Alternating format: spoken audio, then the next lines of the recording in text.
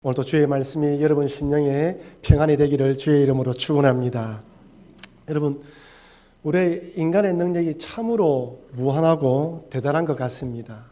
1903년 미국의 라이트 형제가 비행기를 발명한 이후 오늘날에는 초음속 전투기가 하늘을 날고 있습니다. 1969년 제가 태어난 해입니다. 1969년 미국의 최초의 유인 우주선 아폴로가 달에 발을 내디딘 그 이후부터 지금은 더 멀리 저 우주 쪽으로 날아가고 있어요.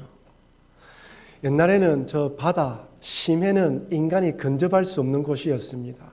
그래서 뱃사람들에게 바다는 항상 두려운 존재였죠. 지금 어떻습니까?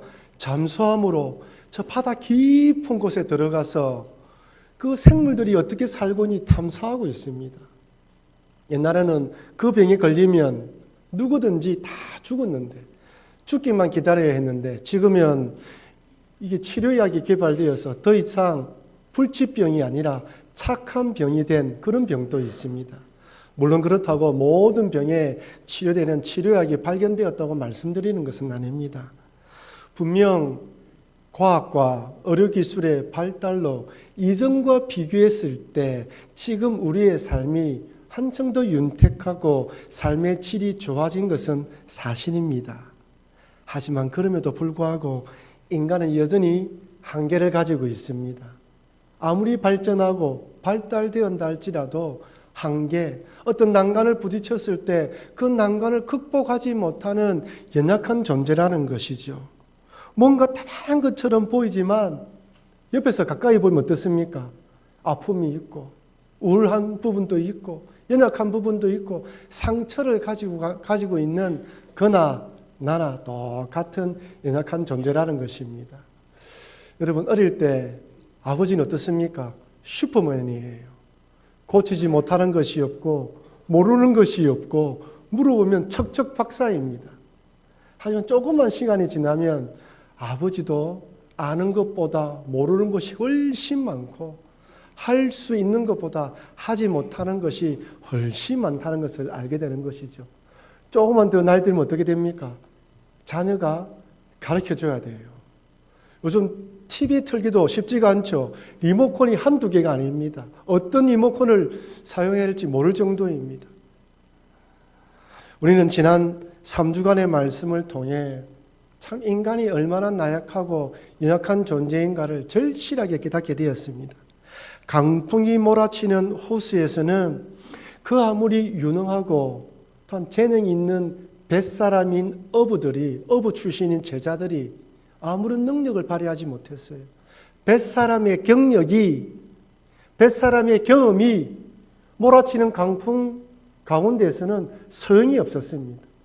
죽음의 공포에서 그저 예수님께 정말 살려달라고 예수님을 깨워야 할 정도였습니다. 지난주에 살펴본 회당장 야이로는 어떻습니까? 죽어가는 딸, 숨이 꼴깍꼴깍 얼마 생명이 남지 않은 딸 앞에서 회당장이라는 명예, 사람들에게 존경받는 집이 아무 소용이 없어요. 회당장이 무슨 소용이 있습니까? 오늘 살펴볼 12년 동안 혈우증에 걸린 여인도 마찬가지이죠. 여러분, 12년 동안이나 돈을 쓰면서 병을 고칠 정도였다면 그만큼 부유한 사람이었다는 뜻입니다. 결론이 무엇입니까? 돈은 돈대로 허비하고 병세는 더 악화되었습니다. 그 많은 돈이 병 앞에서는 꼼짝을 못하는 거예요. 귀신 들린 사람은 어떻습니까? 여러분, 특이한 것은 예수님의 제자 12해 동안 혈액병 걸린 여인, 돈 많은 여인이었죠. 회당장 야이로라고 어느 정도 지금 문제가 있는 사람들의 사항들이 드러났습니다. 그런데 귀신 들린 자는 그가 어떤 사람인지 밝히지 않아요. 나이가 몇 살인지 남자인지는 알 수 있지만은 어떤 환경인지 알 수가 없어요. 왜 그럴까요? 부자이든 명예를 지녔든 경험이 많든 높은 학력을 가졌던 귀신 들리면 아무 소용이 없다는 거예요. 그런 것들이 아무런 도움을 되지 못한다는 것을 보여주는 것입니다. 그러니 이름을, 그 사람의 환경을 밝힐 필요가 없는 거예요. 이처럼 마음만 먹으면 무엇이든지 할 수 있고 어디든지 갈 수 있지만 실제로는 연약하며 한계를 지닌 존재가 바로 우리 인간입니다. 근데 놀라운 것은요, 내가 이런 존재라는 것, 나의 부족함, 나의 연약함을 깨달을 때 이것이 통로가 되어 보이지 않는 하나님을 볼 수 있는 영적인 눈이 생긴다는 것입니다. 야이로가 그렇죠. 추구하는 딸 때문에 회당장이라는 신분을 내려놓고 예수님을 하나님의 아들로 만난 것입니다. 문학평론가이며 초대 문화부 장관을 연임한 이어령 교수님은 우리나라 대표적인 지성인입니다. 그가 예수님을 구주로 영접하게 된 결정적인 계기가 바로 딸의 죽음 때문이죠. 그의 딸은 이화여대를 졸업하고 미국으로 건너가서 변호사 시험에 합격하여 그 지역 부장검사로 일을 했습니다. 그런 어느 날 갑상선 암이 생기면서 이 딸이 신앙을 가지게 되었고 그 신앙을 가지면서 신앙을 공부하여 목사가 되었습니다. 활발하게 사역하는 가운데 그만 위암이 발생하면서 생명을 잃어버리게 된 것이죠. 이런 딸의 죽음 앞에 일평생 바쳐온 문학이 아무런 힘이 되지 못한다는 것을 깨달으면서 이 이어령 교수님은 신앙의 눈을 뜨게 됩니다. 죽음 앞에서 아무것도 할 수 없는 인간의 한계를 절실히 깨닫게 된 것이죠. 근데 그가 이런 말을 했어요. 아무리 책을 읽고 공부를 해도 채워지지 않는 원초적인 공허함이 있었다. 여러분, 요즘 인문학이 뜨고 있죠. 인문학 공부하는 사람들이 많이 있어요. 여러분, 인문학에는 문제를 지적할 수 있지만은 문제의 원인과 문제의 해결책이 없습니다. 왜 인간이 이렇게 불안하고 중독에 빠지며 힘들어하는지 그 원인을 분석할 수 있지만 왜 그런지 알 수는 없어요. 치료책이 없습니다. 왜 그렇습니까? 태초에 하나님이 천지를 창조했다는 걸 믿지 않기 때문이죠. 죄 때문에 인간이 이렇게 고난을 당한다는 것을 믿지 않기 때문입니다.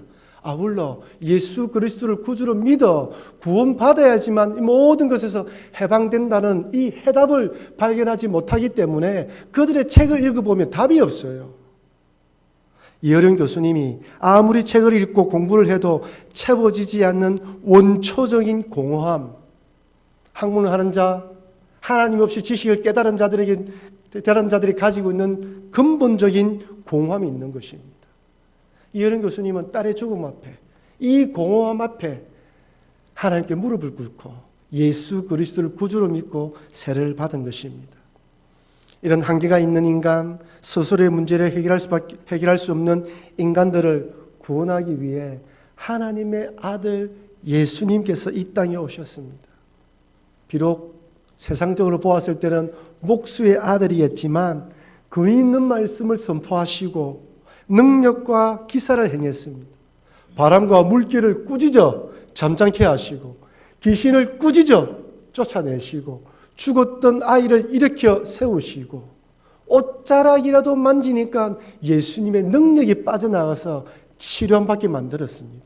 그분이 바로 우리가 믿는 하나님의 아들 예수 그리스도십니다. 그런데 많은 사람들이 여전히 납득이 되지 않고 이해하지 못하는 것은 왜 하나님의 아들이 굳이 인간의 몸으로 이 땅에 왔냐는 거예요. 그것도 왕이나 귀족의 신분이 아닌 초라한 목수의 아들로 왜 이 땅에 왔냐는 것입니다. 옛날이나 지금이나 사람들의 마음속에는 신, 초자연적인 존재라고 생각할 때 저 하늘 높이 지극히 높으신 하나님이라잖아요. 저 높은 곳에 거하시는 분, 영으로 존재하시는 분, 우리 인간과 전혀 다른 분으로 생각합니다. 사람들의 마음속에 신이라 하면 두려운 존재예요. 그래서 고대부터 신에게 제사를 드리죠. 이유가 무엇입니까? 신을 노하지 않게 하기 위함입니다. 신을 달래기 위해서 제물과 곡식으로 제물을 드렸고요. 심지어는 어린 아이를 제물로 바치기도 했습니다. 아니, 결혼하지 않은 처자를 제물로 바치면서 신이 노하지 않도록 만들었던 것이죠. 비가 오지 않아도 가뭄이 되어도 신이 놓았다 생각하며 기부제를 드렸습니다. 여러분, 무슬림인들이 참 열심히 종교 예식을 잘하죠. 어디에 있든지 하루 5번씩 이게 절을 하지 않습니까? 왜 그렇습니까? 그들이 믿는 알라는 무슨 신이에요?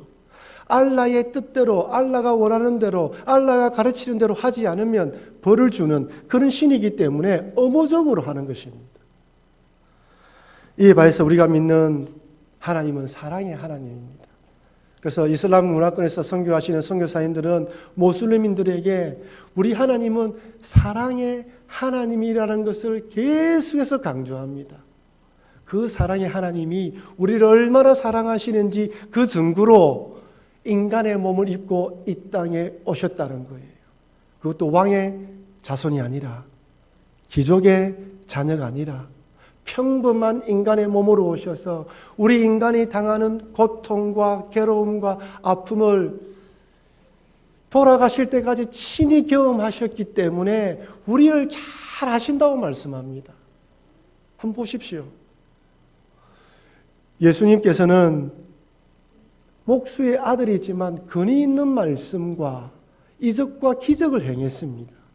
그런데 바리새인들과 종교 지도자들은 행한 능력과 말씀을 듣지 않고 목수의 아들이라는 선입견을 가지고 예수님을 받아들이지 않았어요. 흙수저에 비애를 합니다. 가지지 못한 자, 배우지 못한 자, 약한 자의 마음을 아신다는 것이죠. 예수님의 아버지인 요셉이 처음에는 기록되어 있지만 나중에 나타나지 않지 않습니까? 학자들은 예수님의 아버지 요셉이 일찍 돌아가신 것으로 추정합니다. 장남으로서 아버지 없는 그 빈자리, 그 서러움을 우리 예수님은 다 아십니다. 그 어깨에 무거운 짐을 아신다는 거예요. 예수님은 배신도 당했습니다. 믿었던 제자 가룟 유다, 거룩한 척, 사랑한 척 자기 뺨에 키스를 하지만 배신의 키스인 것을 알았어요. 마음이 어땠을까요?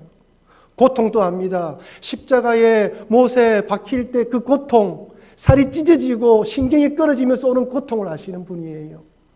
모욕과 조롱도 알죠. 네가 하나님의 아들이냐? 뻘거벗긴 채 당해서 못 박혀 있었기 때문에 그 부끄러움, 수치, 모욕, 모멸감 다 경험하셨어요.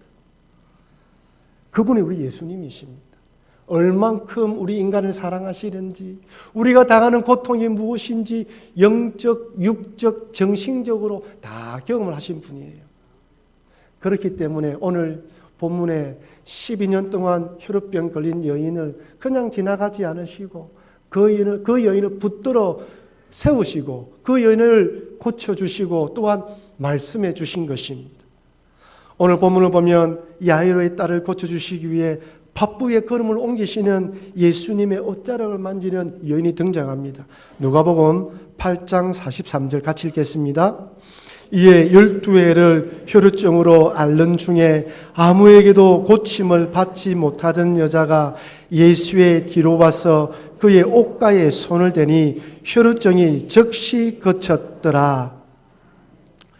아시다시피 혈루증은 하혈이 멈추지 않는 병으로 유대인의 정결법에 의하면 부정한 여인으로 간주되었습니다. 육신의 질병으로 고통당하고 있는데 부정한 여인으로 영적으로 고통당하고 있습니다. 마가복음에서는 이 여인이 당한 고통을 이렇게 기술합니다. 마가복음 5장 26절입니다. 많은 의사에게 많은 괴로움을 받았고 가진 것도 다 흡의하였으되 아무 회음이 없고 도리어 더 중하여졌던 차에 많은 의사에게 괴로움을 받았습니다. 돈도 다 흡의했는데 결론이 뭐라고요? 더 중하여졌습니다. 오늘날처럼 과학과 의료기술이 발달되어도 오진이 생기는데 그 당시는 어떻게 했을까요? 의사들이 이 방법, 저 방법, 이 약, 저 약을 권유하면서 돈은 돈대로 사용하고 몸은 몸대로 나빠진 것입니다. 정신적, 영적, 육적으로 고통 가운데 있는 여인이었습니다. 자신의 부족함, 나약함, 아무것도 아님을 철저히 깨달은 것이죠. 근데 이 여인이 예수님에 대한 소문을 들었습니다. 야이로처럼 예수님에 대한 소문을 듣고 그 예수님이 하나님의 아들이라는 확신을 가지게 된 것이죠. 메시아라는 마음의 확신을 가지게 되었습니다. 근데 문제는 야이로처럼 예수님께 엎드려 간청하지 못했다는 거예요. 왜 그랬을까요? 여러 가지 이유가 있겠죠. 지금 예수님이 야이로의 간청에 따라서 죽어가는 딸을 살리기 위해 바쁘게 걸음을 옮기고 있는 것을 알았는지도 모르겠습니다. 아니, 이 여인은 자신이 이미 혈우증에 걸린 부중한 여인인데 이런 부중한 내가 예수님께 엎드려 간청한다는 것이 맞지 않다라고 생각하고 그냥 옷자락이라도 만져야 되겠다고 생각했는지 모릅니다. 내 같은 사람이 어떻게 예수님을 붙잡는단 말이야, 이런 생각을 했는지 모른다는 거예요. 오랜 질병과 그리고 부조한 여인으로 취급받았기에 낮은 자존감에 갇혀 있습니다. 그래서 그녀가 할 수 있는 최선의 방법은 무엇이라고요? 예수님의 옷자락이라도 만지는 믿음입니다. 마가복음 5장 28절 같이 읽겠습니다. 이는 내가 그의 옷에만 손을 대어도 구원을 받으리라 생각함일러라. 8장 44절입니다. 예수의 뒤로 와서 그의 옷가에 손을 대니 혈우증이 즉시 그쳤더라. 아멘. 혈우증이 즉시 그쳤더라. 본인이 깨달았어요. 다른 사람은 몰라도 자신의 몸에서 일어난 변화를 그 여인은 정확하게 인식했습니다. 여러분 잘 들으십시오. 예수님께서는 야이로처럼 엎드려서 간청하는 믿음도 받아들이시지만 혈우증에 걸린 여인처럼 도무지 용기를 내지 못해서 그의 옷자락이라도 만지면 나을 것이라는 믿음으로 나오는 자들의 믿음도 받아주십니다. 오늘 이 자리에 나오시지 못해서 병원의 병실에서 인터넷으로 설교 말씀을 듣고 있어도 하나님께서는 나를 만진다는 믿음으로 바라보고 있으면 주님이 도와주신다는 것이죠. 이뿐 아닙니다. 예수님을 하나님의 아들로 믿는 믿음으로 저 멀리서 지켜보아도 예수님은 그 마음의 고백까지 하십니다. 누구입니까? 누가복음 19장에 나오는 세리장 삭개오이죠. 세리장 삭개오는 돈만 많이 벌면 죄인이라고 욕을 들어도 돈만 많이 벌면 행복할 것이라고 생각했습니다. 사람들에게 인정받을 것이라 생각했어요. 많이 벌면 벌수록 마음의 공허함이 더 찾아오는 거예요. 죄를 지으면서 돈을 벌게 되면요, 호주머니는 두둑해져도 마음의 공허함이 더 생기는 것이죠. 죄인이라는 그 정죄감이 더 그를 괴롭혔습니다. 그도 예수님에 대한 소문을 들었어요. 예수님을 만나러 나아갑니다. 키가 작아서 만날 수 없게 되자 돌 무화과 나무 위에 올라갔는데 그때 예수님이 정확하게 삭개오의 이름을 불러주십니다. 여러분 한번 기억해 보십시오. 삭개오가 세리장이 된 이후로 사람들이 그를 뭐라 불렀겠습니까? 세리장으로 불렀겠지요. 사람들이 있을 때는 그 앞에서는 세리장으로 불렀겠지만 돌아서면 뭐라 했겠습니까? 죄인, 나쁜 사람, 못된 사람, 온갖 저주의 말을 했을 것입니다. 삭개오라는 이름을 잃어버린 지 오래되었어요. 예수님은 그의 이름을 불렀습니다.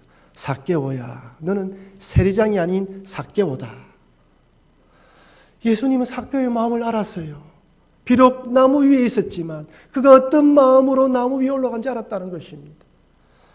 여러분, 우리 주님은 옷자락이라는 만지는 믿음뿐 아니라 저 멀리서 지켜만 보아도 예수님은 받아주십니다. 왜냐하면 예수님은 사람들의 마음을 정확하게 아시기 때문입니다. 어떤 마음으로 예수님께 나와왔으며 예수님을 하나님의 아들로 믿고 있는지 정확하게 아십니다.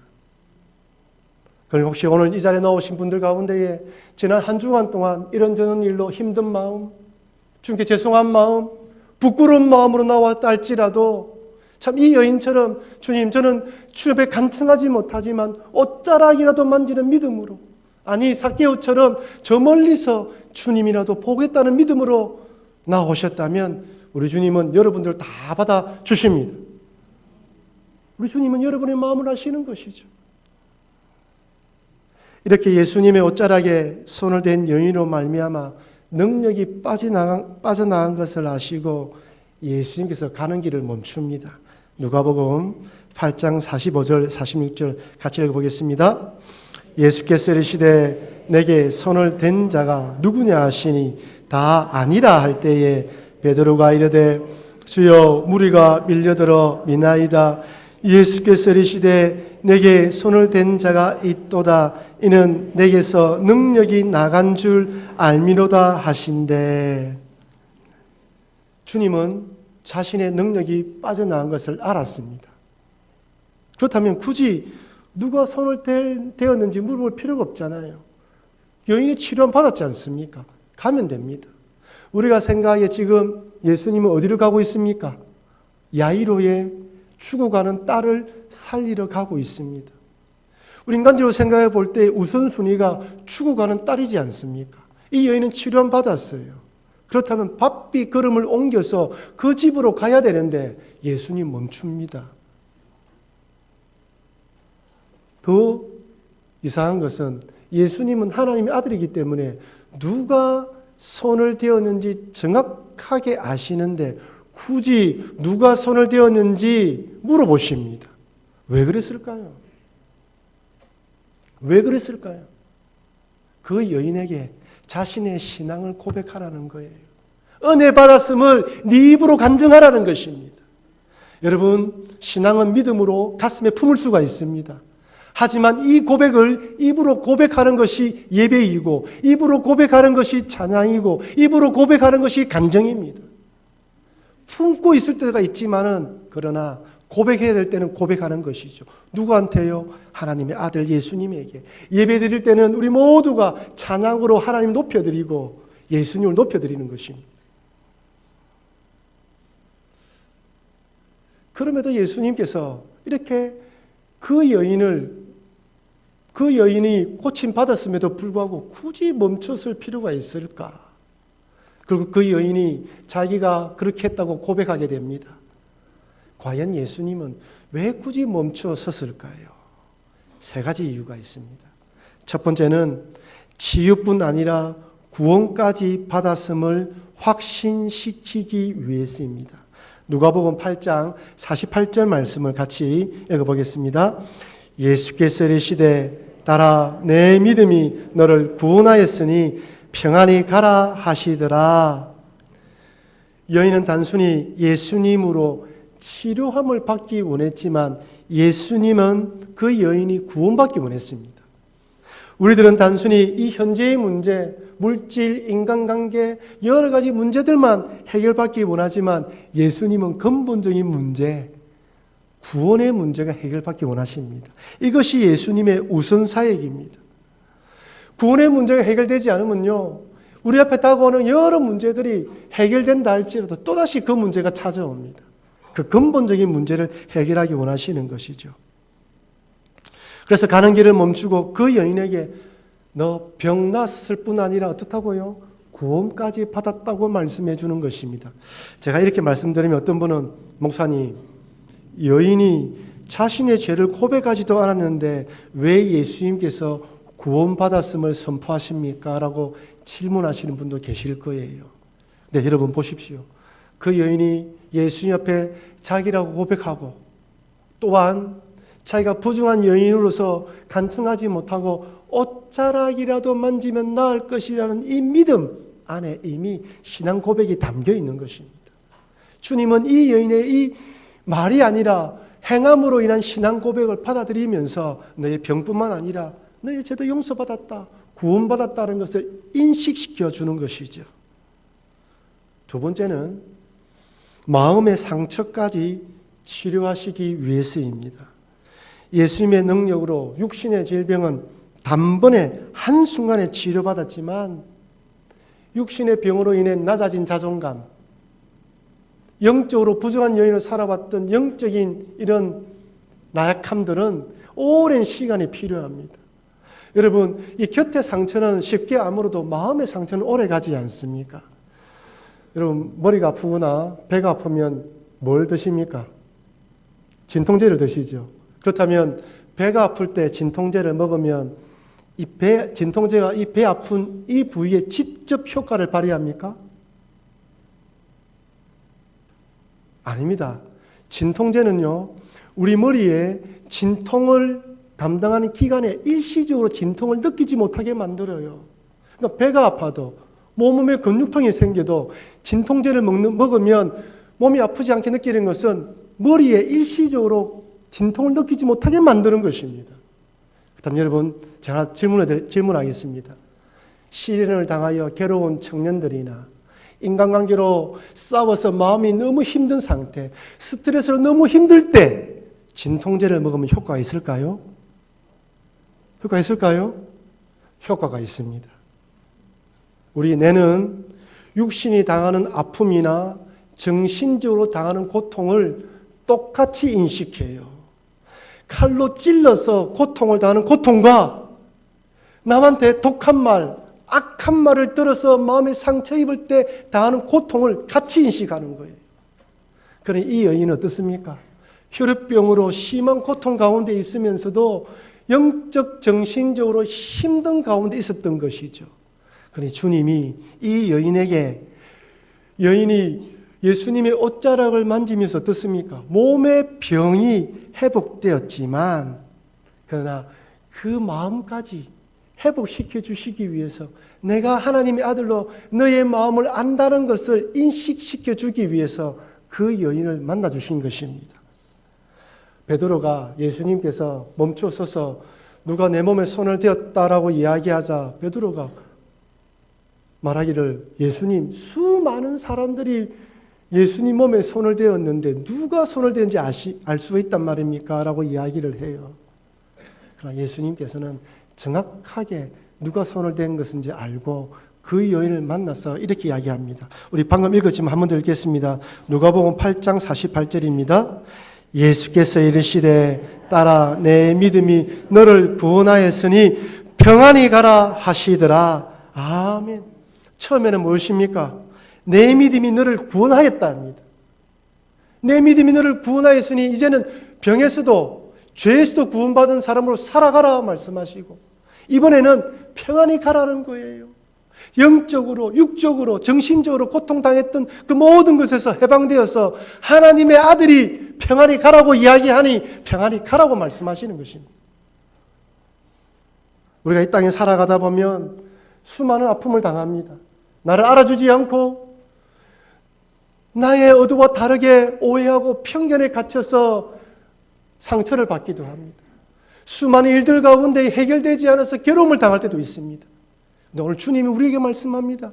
내가 너희들이 당하고 있는 영적, 정신적 고통을 알고 있으니 옷자락이라도 만지면 나을 것이라는 믿음으로 나왔다면 이제는 구원받았고 평안히 가라 말씀하니 이제부터는 평안히 가라고 나아가라고 말씀하십니다. 그러니 여러분 혹시 이번 한 주간 동안 살아오시면서 이런저런 일로 힘든 마음이 있다면 오늘 이 말씀을 주님께서 나에게 주시는 말씀을 받아들이시고 평안히 가시는 여러분과 제가 되길 주의 이름으로 축원합니다. 힐링의 메시지예요.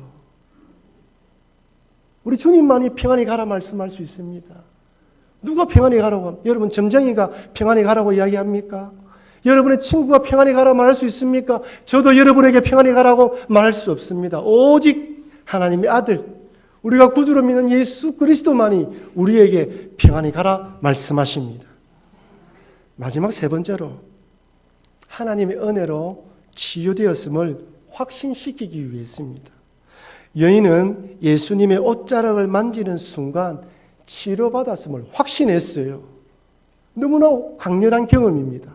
네, 여러분, 우리 인간의 느낌, 감정이 어떻습니까? 늘 유동적이죠. 흔들립니다. 그렇게 뜨거웠던 첫사랑도 시간이 지나면 옛사랑으로 변해버립니다. 그렇게 뜨겁게 주님을 만났던 그 첫 믿음의 감정도 시간이 지나면 희미해져 버리는 거예요. 근데 이 여인이 그냥 그렇게 옷자락을 만지고 흘러갔다면 나중에 시간이 지났을 때 혹시 자연스럽게 나을 때가 되어서 나은 것이 아닐까라고 믿음이 흔들릴 수가 있어요. 그래서 주님께서는 확신을 시켜주는 것입니다. 그래, 네가 나를 만지는 그 믿음 가운데 나의 능력이 빠져나가서 네 병이 나았다. 자동적으로 나은 것이 아니다. 자연적으로 나은 것이 아니다. 이때를 꼭 기억하라는 거예요. 그것을 주님이 눈을 보고 확신시켜 주는 것입니다. 여러분, 우리는 살아가다 보면 이 땅에 살아가다 보면 이런저런 일을 만나면서 힘들어하기도 합니다. 그리고 저는 우리 여러분들을 전체 북교의 성도님으로 바라보시지만 우리 주님은 여러분 각자 개인으로 바라보십니다. 저는 여러분들 대상으로 이 말씀을 선포하지만 우리 성령님은 여러분들이 사이에 있는 환경과 여건 가운데 이 말씀이 역사하게 만들어 주시는 거예요. 그래서 어떤 분은 첫 번째 대지에서 은혜 받기도 하고 또 어떤 분은 두 번째 대지, 어떤 분은 마지막 대지에서 은혜 받기도 하는 것입니다. 왜 그렇습니까? 우리 주님이 이 땅에 계시는 동안 우리가 당하는 고통을 다 알고 계시기 때문에 이렇게 말씀을 선포할 때 이 말씀을 통하여 여러분 각자에게 은혜 받도록 역사하시는 것이죠. 그래서 히브리서에서는 이렇게 권면합니다. 히브리서 4장 15절 16절 같이 읽겠습니다. 우리에게 있는 대제사장은 우리의 연약함을 동정하지 못하실 이가 아니요 모든 일에 우리와 똑같이 시험을 받으신 이로되 죄는 없으시니라. 그러므로 우리는 긍휼하심을 받고 때를 따라 돕는 은혜를 얻기 위하여 은혜의 보좌 앞에 담대히 나아갈 것이니라. 아멘. 우리에게 있는 대제사장인 예수님은 첫째, 우리의 연약함을 동정하지 못하실 리가 아닙니다. 우리와 똑같은 시험을 받았습니다. 그러기에 우리를 긍휼히 여기십니다. 때를 따라 돕는 은혜를 얻기 위하여 어떻게 해요? 날마다 담대히 나오라고 말씀합니다. 여러분 어떤 환경, 어떤 상황이 있든지 간에 우리 주님이 이런 분임을 믿고 나오라는 것이죠. 사랑하는 성도 여러분, 내가 가진 경험, 지식, 명예, 물질, 배경 이런 것이 아무런 도움이 되지 않을 때가 찾아옵니다. 이때는 절망에 빠지지 마시고 어떻게 하라고요? 야이로처럼 예수님께 엎드리든지 혈병 걸린 여인처럼 옷자락으로 만지는 믿음은 나오든지 삭개오처럼 저 멀리서 주님을 바라보더라도 그 믿음으로 나오라는 하나님의 은혜의 도구입니다. 그러면 하나님의 아들이신 예수님께서는 우리의 마음을 아시고 우리의 상황을 아시고 야이로처럼 혈병 걸린 여인처럼 귀신 들린 사람처럼 삭개오처럼 각자 여러분 처한 상황 가운데 만나 주시는 것입니다. 우리 예수님은 그저 우리의 문제만 해결해 주시는 것이 아니라 어떻다고요? 구원해 주시고 우리의 마음까지 치료해 주셔서 평안히 가게 하시는 분이십니다. 그러니 예배 드릴 때마다 말씀을 듣고 묵상할 때마다 그 주님을 만나셔서 평안히 돌아가시며 살아가시는 여러분과 제가 되길 주의 이름으로 축원합니다.